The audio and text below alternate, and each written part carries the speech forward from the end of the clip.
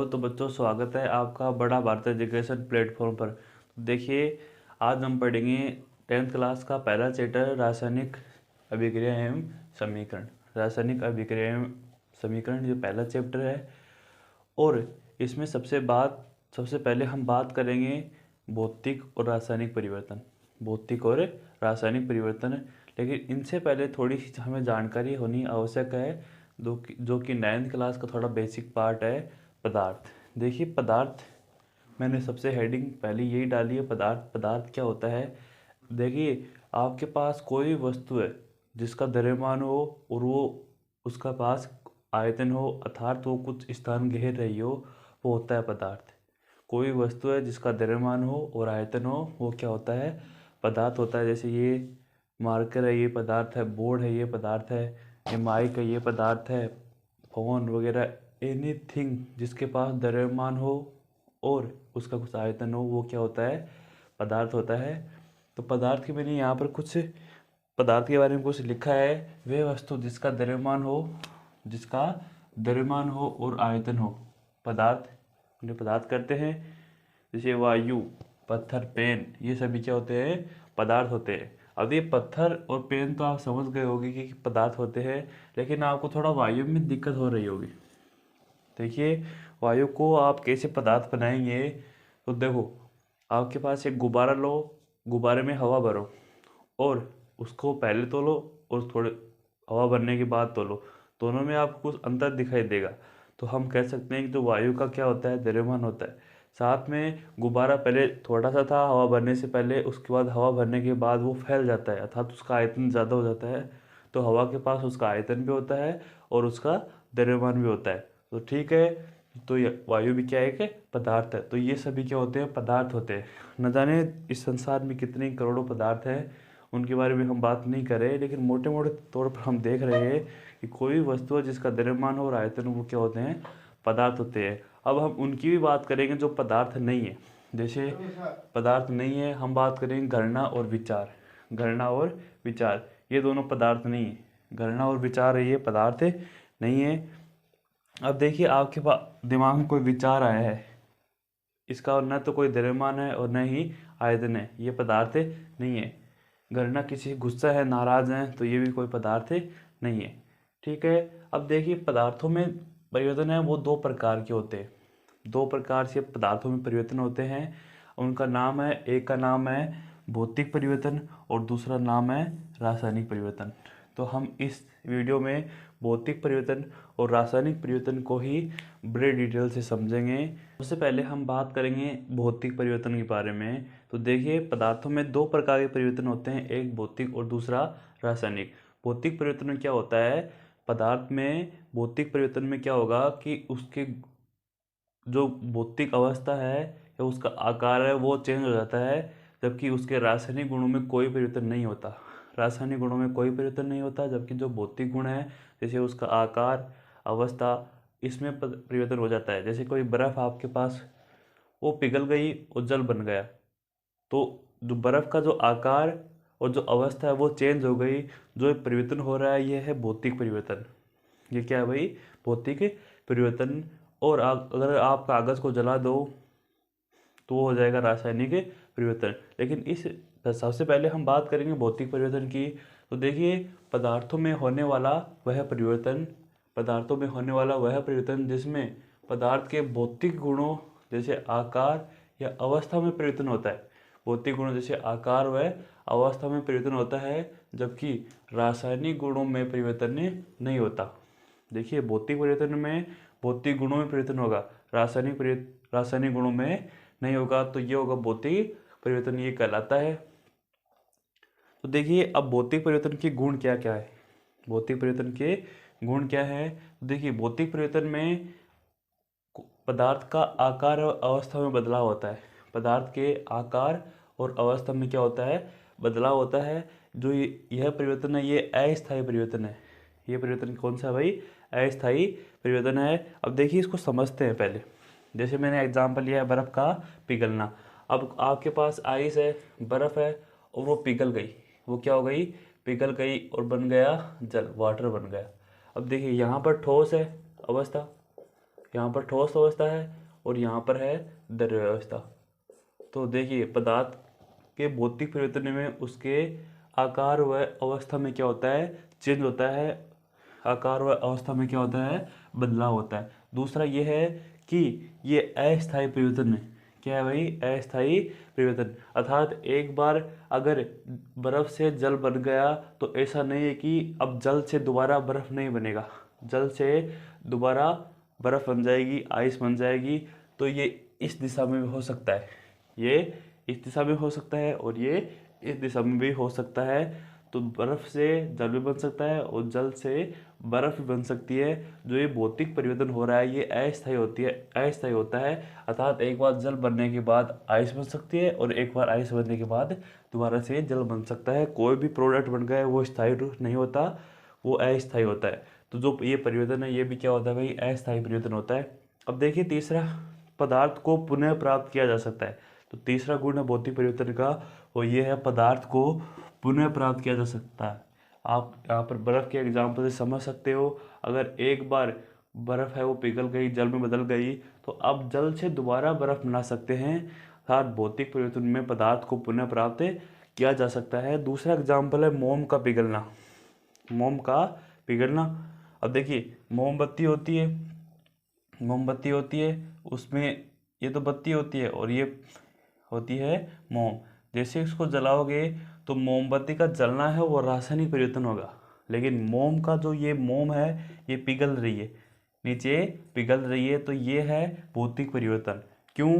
क्योंकि जो ये मोम पिघल रही है इससे दोबारा इस प्रकार की आकृति को बनाया जा सकता है, इस प्रकार की आकृति को बनाया जा सकता है। अर्थात जो पहले वाली मोम थी उसको बनाया जा सकता है। यहाँ पर केवल उसके आकार में परिवर्तन हो रहा है, वो पिघल रही है, यहाँ पर थोड़ा ठोस है, यहाँ पर वो द्रव बन गई, जैसे यहाँ पर बर्फ जल बन गई, और यहाँ पर क्या हो गया, ये ठोस है, ये थोड़ा द्रव्य के रूप में बदल जाएगा। अर्थात उसके आकार व अवस्था में बदलाव हो रहा है, और जो ये परिवर्तन हो रहा है ये अस्थायी हो रहा है। अर्थात इस पिघली हुई मोम से हम दोबारा ठोस मोम बना सकते हैं और पदार्थ को पुनः प्राप्त किया जा सकता है भौतिक परिवर्तन में। उसके बाद देखिए चौथा गुण, यह दोनों दिशाओं में होता है, यह दोनों दिशाओं में होता है।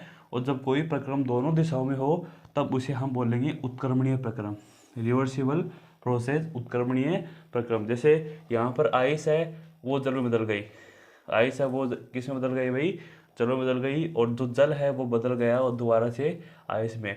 तो ये अग्र दिशा में हो रहा है और ये पश्चिम दिशा में। जब कोई प्रक्रम अग्र और पश्चिम दोनों दिशाओं में हो तब इस परिवर्तन को बोलते हैं उत्क्रमणीय प्रक्रम। इस परिवर्तन को हम बोलते हैं भाई उत्क्रमणीय प्रक्रम। तो जो भौतिक परिवर्तन है वो एक दोनों दिशाओं में होता है, अर्थात ये उत्क्रमणीय प्रक्रम है। उसके बाद देखिए तीसरा एग्जाम्पल, वो कागज़ का फटना। आपने कोई कागज़ आपके पास, उसको फाड़ दिए, फाड़ने के बाद उसको दोबारा हम जोड़ सकते हैं आराम से। तो पदार्थ को जो कागज़ का फाड़ना है ये भी भौतिक परिवर्तन है। उसमें कुछ नहीं परिवर्तन और रासायनिक गुणों में कोई चेंज नहीं हुआ, केवल उसके भौतिक गुणों में क्या हो रहा है, चेंज हो रहा है। इस परिवर्तन में हम पदार्थ को दोबारा प्राप्त कर सकते हैं, कागज़ को दोबारा जोड़ा जा सकता है, ठीक है। इसके बाद देखिए चौथा एग्जाम्पल है लकड़ी का काटना। कोई लकड़ी है उसको आपने काट दिया, कोई सूखी लकड़ी है मानो, और जैसे आप घर में कुआड़ बनाते हैं तो कुआड़ों में जो लकड़ी होती हैं वो सूखी होती हैं, उसको काट दिए, दोबारा से जोड़ दिए गोंद के माध्यम से। तो लकड़ी का काटना भी है क्या, एक भौतिक परिवर्तन है, जिसमें हम पदार्थ को जैसा पहले था वैसा वैसा दोबारा प्राप्त कर सकते हैं। तो ये है हमारा भौतिक परिवर्तन। इसमें कुछ नहीं है, पदार्थ में होने वाला वह परिवर्तन है जिसमें उसके भौतिक गुणों में परिवर्तन होता है, जैसे आकार अवस्था में बदलाव होता है, जबकि रासायनिक गुणों में कोई चेंज नहीं होता, ये भौतिक परिवर्तन कहलाता है। और भौतिक परिवर्तन के कुछ गुण है, जैसे उसके आकार अवस्था में बदलाव होता है, ये परिवर्तन अस्थायी होता है, इसको पदार्थ को पुनः प्राप्त किया जा सकता है, और ये दोनों दिशाओं में होता है, अर्थात उत्क्रमणीय प्रक्रम। जैसे मैंने यहाँ पर बर्फ़ और जल का उदाहरण लेकर बताया कि बर्फ़ से एक बार जल बन गया, तो ये ऐसा कि नहीं है कि दोबारा बर्फ़ नहीं बन सकती, ये दोबारा बर्फ़ बन सकती है जल से। तो ये अस्थायी परिवर्तन है और दोनों दिशाओं में होता है, अग्र और पश्चिम, और इसमें अवस्था ठोस आकार और अवस्था में क्या होता है, बदलाव होता है, उसको पदार्थ को पुनः प्राप्त किया जा सकता है। तो ये हुआ हमारा भौतिक परिवर्तन। इसके बाद हम बात करेंगे रासायनिक परिवर्तन की। अब देखिए रासायनिक परिवर्तन क्या होता है, देखिए पदार्थों में होने वाला वह परिवर्तन जिसमें पदार्थ के रासायनिक गुणों या मूल गुणों में परिवर्तन होता है। एक्चुअली में देखिए जो रासायनिक गुण होते हैं ना उनको ही बोलते हैं पदार्थ के मूल गुण। अगर मूल गुणों में या रासायनिक गुणों में परिवर्तन होता है और एक नया पदार्थ बन जाता है, जो ये परिवर्तन होता है इसे ही हम बोलते हैं रासायनिक परिवर्तन, ये कहलाता है। अब देखिए रासायनिक परिवर्तन की जब हम गुण समझेंगे तब हमें पता चलेगा कि एक्चुअली में रासायनिक परिवर्तन क्या होता है। देखिए पहला गुण क्या है, रासायनिक परिवर्तन में नया पदार्थ प्राप्त होता है। रासायनिक परिवर्तन में नया पदार्थ प्राप्त होता है। जैसे मैंने एग्जाम्पल लिया है पहला, दूध से दही बनना, दूध से दही बनना। अब देखिए दूध है और उससे क्या बन गया, दही बन गया। आपके पास है दूध और इससे बन गया दही, दूध से क्या बन गया आपके पास है, दही बन गया। तो देखिए दूध एक अलग पदार्थ है और दही एक अलग पदार्थ है। जब आप इनका टेस्ट करोगे तब आपको पता चल जाएगा। तो दूध क्या होता है, स्वाद में थोड़ा मीठा होता है और दही क्या होता है, थोड़ा खट्टा होता है। तो रासायनिक परिवर्तन हो रहा है यहाँ पर, एक नया ही पदार्थ बन जाता है, ठीक है। और ये स्थायी परिवर्तन है। ये क्या है भाई, ये स्थायी परिवर्तन होता है। अगर एक बार दूध से दही बन गया तो दोबारा हम दही से दूध नहीं बना सकते। अर्थात जो रासायनिक परिवर्तन में जो उत्पाद बनता है वो स्थायी होता है, उससे दोबारा पुनः प्राप्त नहीं कर सकते, ठीक है। तो जो ये परिवर्तन है ये स्थायी परिवर्तन होता है।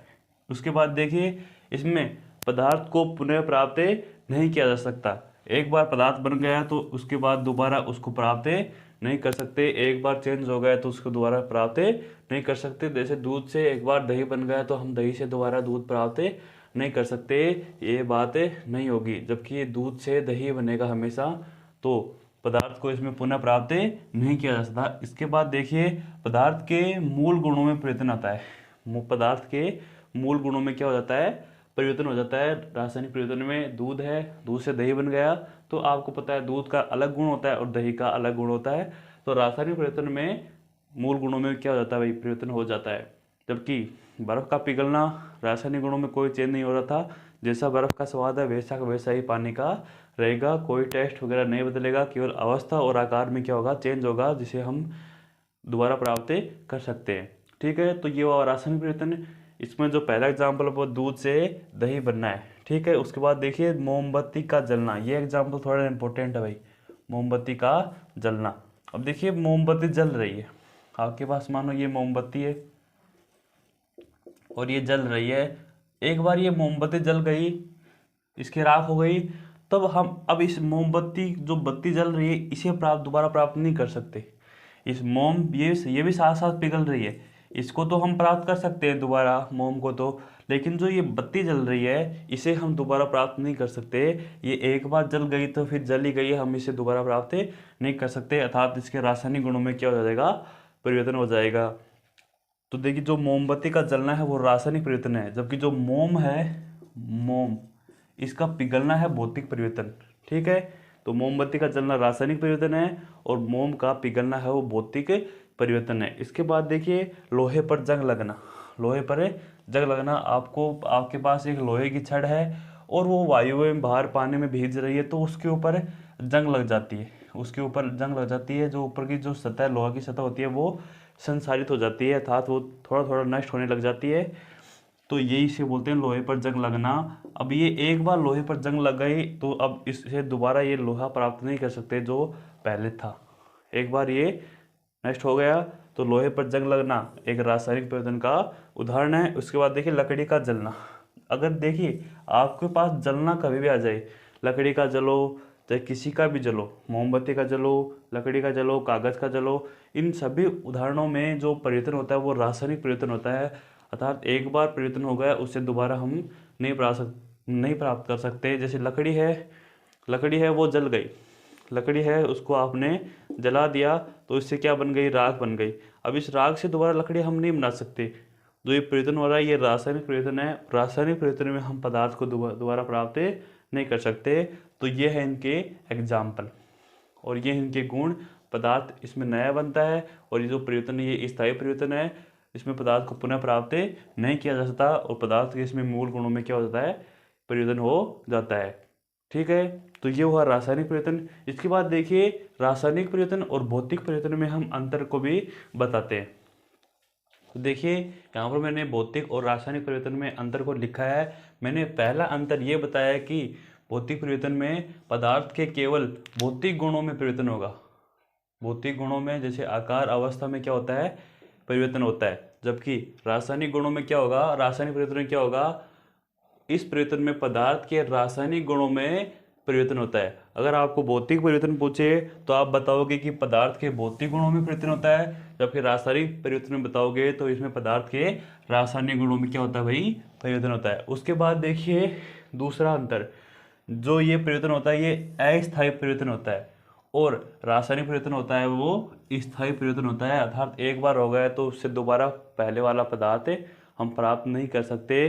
जैसे भौतिक परिवर्तन का उदाहरण है बर्फ का पिघलना और रासायनिक परिवर्तन का जो उदाहरण है वो है दूध से दही का बनना। दूध से दही बन गया तो हम दोबारा दही से दूध नहीं बना सकते। जो परिवर्तन होगा ये स्थायी परिवर्तन होगा। ठीक है, उसके बाद बर्फ का पिघलना, बर्फ से बन गई, बर्फ से बन गया जल, तो जल से हम दोबारा बर्फ बना सकते हैं। तो जो परिवर्तन होगा ये परिवर्तन होगा अस्थायी परिवर्तन।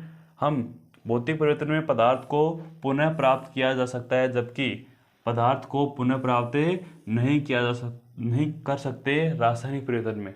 ठीक है, उसके बाद देखिए नए पदार्थ का निर्माण नहीं होता और रासायनिक परिवर्तन में नए पदार्थ का निर्माण हो जाता है। दूध से दही बन गया तो दही एक नया पदार्थ है दूध से।